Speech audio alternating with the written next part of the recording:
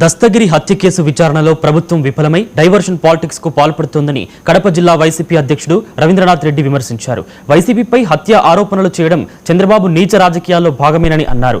గంజాయి, డ్రగ్స్, పేకాటను నియంత్రించడంలో ప్రభుత్వం విఫలమైందని, అందువల్లే హత్యలు పెరుగుతున్నాయని ఆరోపించారు. తనపై చేసిన భూకబ్జా ఆరోపణలను నిరూపించాలని చంద్రబాబుకు సవాల్ విసిరారు. అదేవిధంగా చంద్రబాబుపై ఉన్న ఆరోపణలను తాను నిరూపిస్తానంటున్న రవీంద్రనాథ్ రెడ్డితో మా ప్రతినిధి రాజు ఫేస్ టు ఫేస్. పెద్ద దస్తగిరి హత్య రోజు రోజు కూడా రాష్ట్ర వ్యాప్తంగా సంచలనంగా మారుతుంది.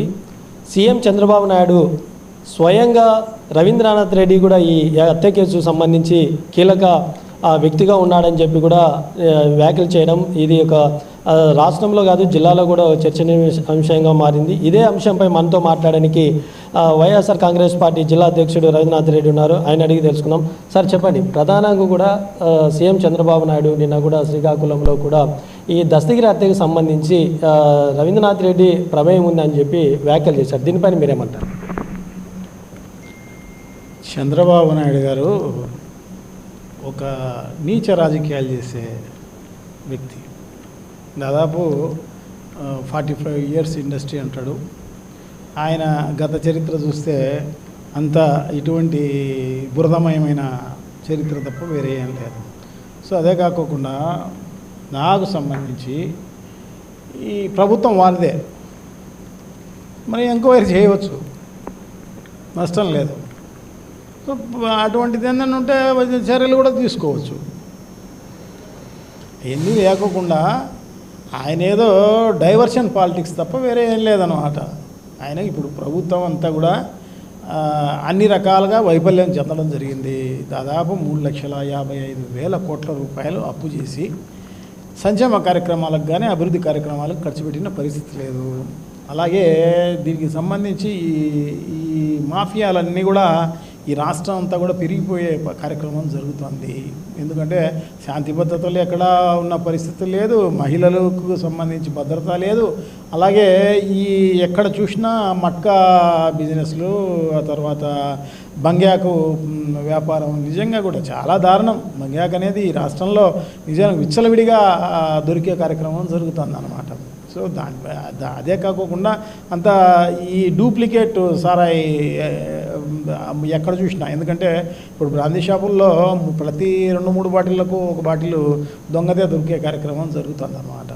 సో ఇవన్నీ కూడా ఇండస్ట్రీస్ లాగా పెట్టి ఆ రకంగా చేసే కార్యక్రమం జరుగుతుంది. అలాగే పేకాట క్లబ్బులు ఎక్కడ చూసినా విచ్చలవిడిగా ఉన్నాయి. సో ఇవన్నీ కూడా కంట్రోల్ చేయలేకపోగా సో అవన్నీ కూడా ఇంకా విచ్చలవిడిగా పెరిగేదానికి వీళ్ళు ప్రోత్సహించే కార్యక్రమం జరుగుతుంది తప్ప, ఎందుకంటే వాళ్ళ స్థానిక నాయకులు అయితేనేమి వీళ్ళందరూ కూడా దాన్ని పెంచే కార్యక్రమం జరుగుతుంది. అట్లా ఆ వైఫల్యాలన్నీ కప్పిపుచ్చుకునే దాంట్లో భాగంగానే ఈ రకంగా చేసే కార్యక్రమం జరుగుతుంది. ఇదే కాకుండా అవినీతిమయమైపోయిన ప్రభుత్వంలాగా ఈరోజు మనకు కనిపిస్తోంది. ఎందుకంటే ఎక్కడ చూసినా భూములను తన బినామీలకు ఇచ్చే కార్యక్రమం జరుగుతుంది. అలాగే అన్ని రకాలుగా అంటే అది మరీ పైసలకే అనమాట, 90 పైసలకు మెడికల్ కాలేజీలు, ఇంకా ఏది పడితే అది అనమాట. టూరిజంకు సంబంధించిన ఆస్తులు, తర్వాత ఆర్టీసీకి సంబంధించిన ఆస్తులు, మున్సిపల్ కార్పొరేషన్లకు, మున్సిపాలిటీలకు సంబంధించిన ఆస్తులు, ఇవన్నీ కూడా ఈరోజు అమ్మకానికి పెట్టిన పరిస్థితి అనమాట. సో ఇవన్నీ కూడా కప్పిపుచ్చుకునే దానికోసం ఈ రకంగా చేసే కార్యక్రమం జరుగుతుంది తప్ప వేరే ఏం లేదనమాట. అన్ని చూసి ఎక్కడ చూసినా దోపిడీ, దుర్మార్గం, అందుకోసమే వచ్చినట్టుందనమాట. అందుకోసమే సూపర్ 6 అమలు చేయడం లేదు, సూపర్ 7 అంతకన్నా అమలు చేసిన పరిస్థితి లేదనమాట.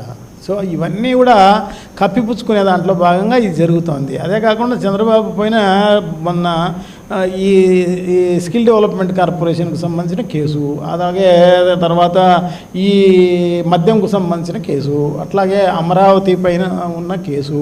సో ఈ కేసులకు అన్ని దానిలకు స్టేలలో ఆయన బయట ఉండి ఆ కేసులను కొట్టిపించే కార్యక్రమంలో భాగంగా, ఎందుకంటే అతని ఆధీనంలోనే సిఐడి ఉంది.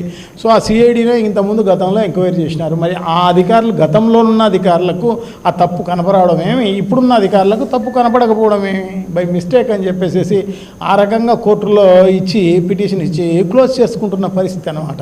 సో ఇవన్నీ కూడా కప్పిపుచ్చుకునే దానికిలో భాగంగానే ఈ రకంగా సంబంధం లేని ఇష్యూస్కు జగన్మోహన్ రెడ్డి గారికి, నాకు, ఇంకొకరికి, వైఎస్ఆర్ కాంగ్రెస్ పార్టీలోనూ నాయకులకు అందరికీ కూడా బురద చల్లే కార్యక్రమం జరుగుతుందన్నమాట.